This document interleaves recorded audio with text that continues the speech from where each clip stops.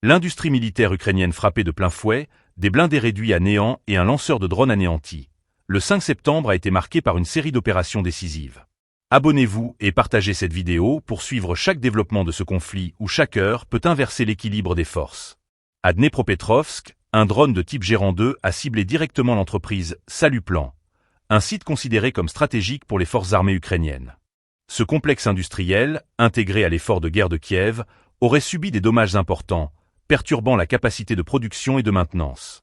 Cette frappe illustre une tendance claire: affaiblir l'appareil logistique et technique de l'armée ukrainienne en frappant ses arrières plutôt que ses premières lignes.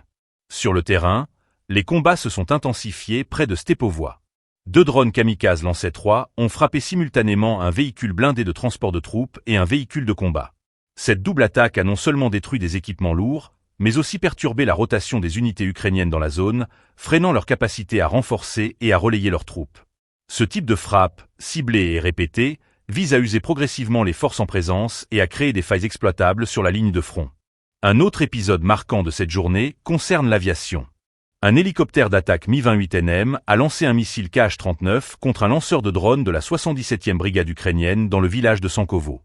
L'opération démontre une coordination étroite entre les renseignements, capables d'identifier rapidement des cibles mobiles, et les forces aériennes, prêtes à neutraliser ces menaces en quelques minutes.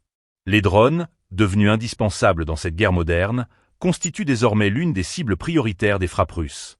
Dans le même temps, un groupe de tir mobile a intercepté un autre drone ukrainien de type Luti grâce à l'utilisation d'armes légères.